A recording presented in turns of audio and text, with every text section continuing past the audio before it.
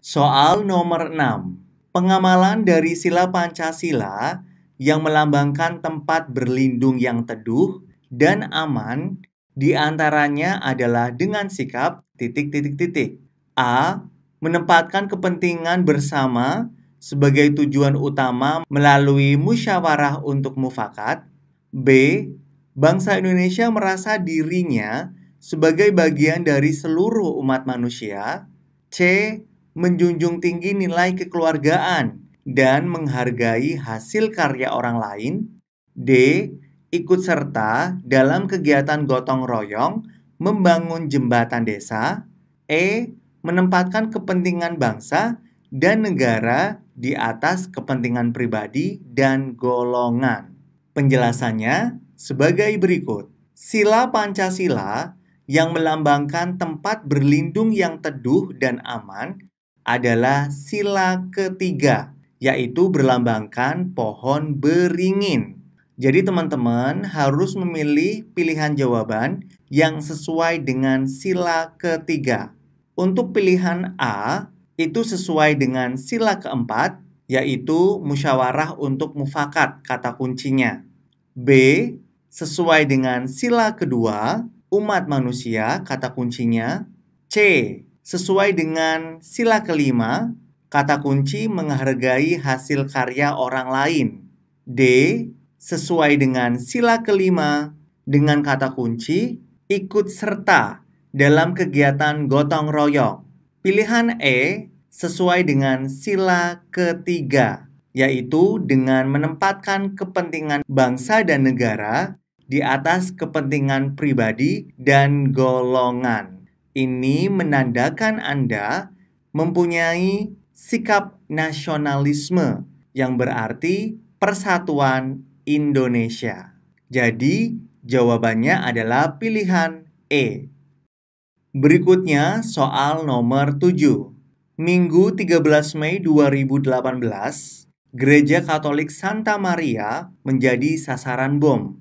Gereja itu terletak di Jalan Ngagel Madia, 1 Surabaya. Beberapa orang tewas dalam kejadian ini, termasuk pelaku pengeboman.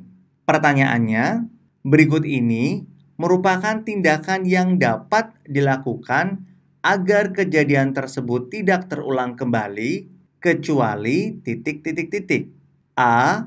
Menanamkan nilai Pancasila kepada semua masyarakat sejak dini. B. Memberikan penguatan kepada semua masyarakat akan pentingnya pengamalan Pancasila. C. Mewujudkan keadilan dalam berbagai aspek kehidupan. D. Memberikan keleluasaan yang seluas-luasnya kepada semua orang untuk mengembangkan keinginan. E. Membiasakan diri berperilaku sesuai dengan aturan-aturan yang telah dibuat. Kita langsung ke pembahasannya. Untuk pertanyaan nomor 7, yang ditanyakan adalah tindakan yang dapat dilakukan agar kejadian yang disoal tidak terulang kembali. Tapi ini kecuali, berarti jawaban yang tidak tepat.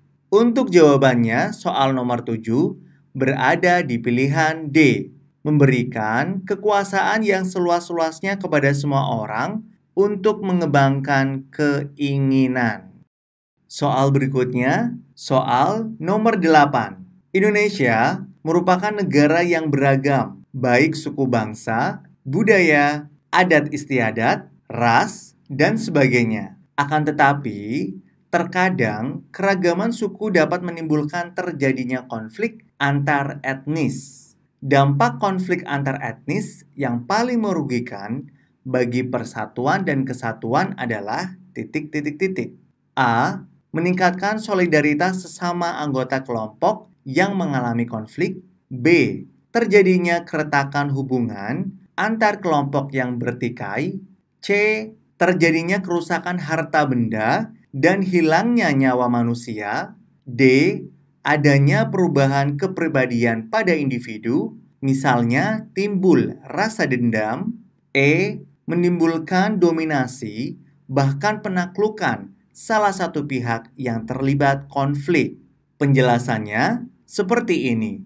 Konflik merupakan suatu permasalahan antara dua kelompok. Beberapa dampak negatif terjadinya konflik adalah hancurnya persatuan dan kesatuan dalam struktur masyarakat, jatuhnya korban jiwa dan kerugian harta benda, perubahan kepribadian dalam diri individu, dan munculnya dominasi atas kelompok pemenang terhadap yang kalah. Dari beberapa dampak negatif terjadinya konflik, yang paling merugikan bagi persatuan dan kesatuan adalah pilihan E, yaitu menimbulkan dominasi bahkan penaklukan salah satu pihak yang terlibat konflik.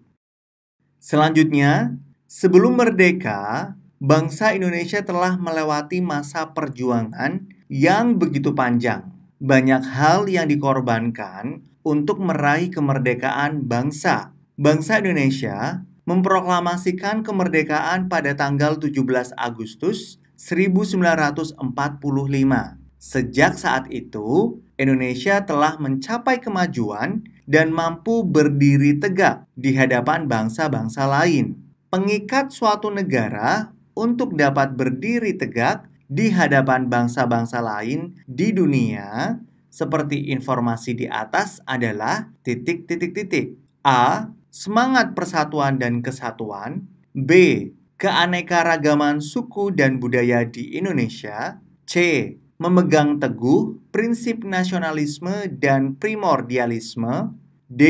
Dorongan suasana nyaman dan damai dalam kehidupan berbangsa dan bernegara. E. Meneruskan perjuangan para pahlawan dan pendiri bangsa. Teman-teman, pengikat suatu bangsa untuk dapat berdiri tegak setelah merdeka yang paling utama adalah semangat persatuan dan kesatuan. Karena tanpa adanya semangat persatuan, suatu negara justru hanya akan terpecah belah dan mementingkan wilayahnya sendiri. Di dalam bangsa Indonesia, persatuan dan kesatuan merupakan proses yang dinamis dan berlangsung lama, terbentuk dari unsur-unsur sosial masyarakatnya sendiri.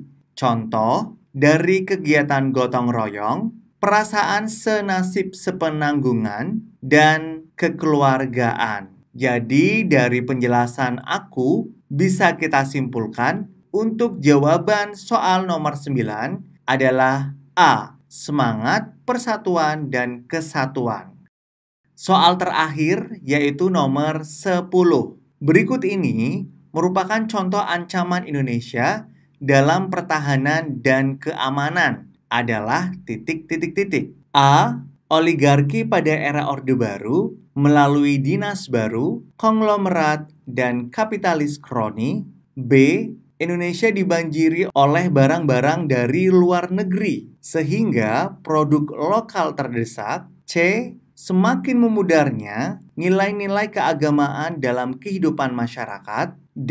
Kasus Sipadan dan Ligitan yang menjadikan lepasnya beberapa pulau tersebut. E. Adanya provokasi dari dalam kelompok tertentu yang mengandung unsur SARA. Penjelasan dari contoh kasus mengenai ancaman terhadap negara di bidang pertahanan dan keamanan, yaitu persengketaan antara Indonesia dengan Malaysia tentang Pulau Sipadan dan Pulau Ligitan. Nah, untuk kasus ini berakhir dengan kedua pulau ini lepas dari negara Indonesia dan menjadi milik Malaysia. Dari penjelasan tadi, sudah bisa ditebak untuk jawaban nomor 10, yaitu pilihan D. Kasus Sipadan dan Ligitan yang menjadikan lepasnya beberapa pulau tersebut.